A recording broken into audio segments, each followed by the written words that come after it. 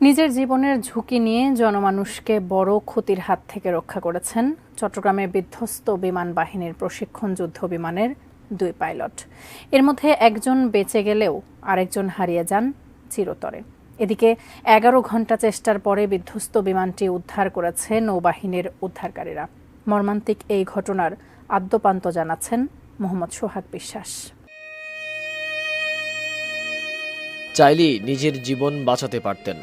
যেখানে বিমানে আগুন লাগে তার নিচেই ছিল পুরো একটি গ্রাম, আর সেই গ্রামের মানুষকে রক্ষা করার কথা ভেবে ফাঁকা জায়গা খুঁজতে গিয়ে বাধে বিপত্তি।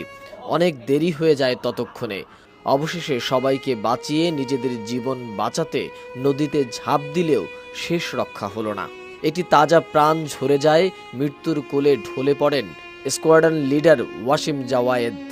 উইং কমান্ডার মোহাম্মদ সোহান হাসান খান বেঁচে আছেন ঠিকই, কিন্তু দুর্বিষহ এই স্মৃতি স্তব্ধ করে দিয়েছে তাকে।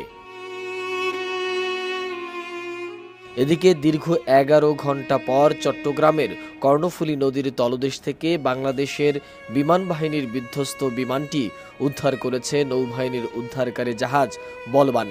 বৃহস্পতিবার রাত 10টার দিকে বিধ্বস্ত বিমানটি উদ্ধার করা হয়। এর আগে সন্ধ্যায় নদীর তলদেশে বিমানটি শনাক্ত করে নৌবাহিনীর ডুবুরি দল। বিধ্বস্তের পর থেকেই কর্ণফুলী নদীতে বিমানটির খোঁজে নামে নৌবাহিনী। অত্যাধুনিক প্রযুক্তি আর ম্যানুয়াল, এই 2 পদ্ধতির ব্যবহার করেই খোঁজা হয় বিমানটিকে।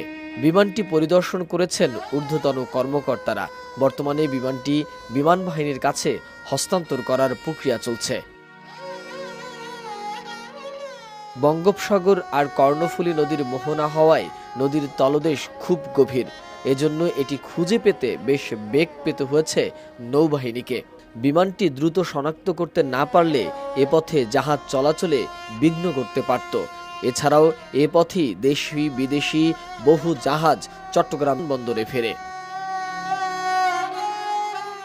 এর আগে বেলা 11টার দিকে চট্টগ্রামের পতেঙ্গায় অবতরণের আগে বিমান বাহিনীর প্রশিক্ষণ বিমানে আগুন লেগে পতেঙ্গার কর্ণফুলী নদীর মোহনায় পড়ে।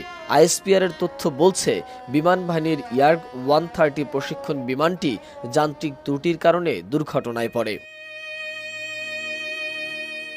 দুর্ঘটনার পর বৈমানিক উইং কমান্ডার মোহাম্মদ সোহান হাসান খান ও স্কোয়াড্রন লিডার ওয়াসিম জাওয়াদ জরুরি প্যারাশুট দিয়ে বিমান থেকে নদীতে অবতরণ করেন। 2 বৈমানিককে বাংলাদেশ বিমান বাহিনী ও নৌবাহিনীর উদ্ধারকারী দল এবং স্থানীয় জেলেদের সম্মিলিত প্রচেষ্টায় উদ্ধার করা হয়। বৈমানিকদের মধ্যে স্কোয়াড্রন লিডার মোহাম্মদ ওয়াসিম জাওয়াদের অবস্থা আশঙ্কাজনক হওয়ায় তাকে দ্রুত চিকিৎসার জন্য বিএনএস পতেঙ্গা নিলে চিকিৎসক তাকে মৃত ঘোষণা করেন। বৃহস্পতিবার বেলা 11টার দিকে চট্টগ্রামের পতেঙ্গায় যান্ত্রিক ত্রুটির কারণে বিমান বাহিনীর একটি প্রশিক্ষণ বিমান বিধ্বস্ত হয়। বিমান বিধ্বস্তের আগেই নিরাপদে প্যারাশুট দিয়ে নেমে পড়েন pilot squadron leader Wasim Jawad, কিন্তু সাহসী এই বীরকে আর বাঁচানো গেল না। চট্টগ্রাম বিমানবন্দরের পরিচালক গ্রুপ ক্যাপ্টেন তসলিম আহমেদ বলেন, সকাল 10:30টার দিকে বিমান বাহিনীর জহুরুল হক ঘাঁটি থেকে উড্ডয়নের পর বিমানটি দুর্ঘটনায় পড়ে। এ সময় বিমানটিতে আগুন ধরে যায়। বিমানটি বিধ্বস্ত হওয়ার আগে পাইলট ও কো পাইলট প্যারাশুট দিয়ে নেমে আসেন। মোহাম্মদ সোহাগ বিশ্বাস, এটিএন নিউজ, ঢাকা।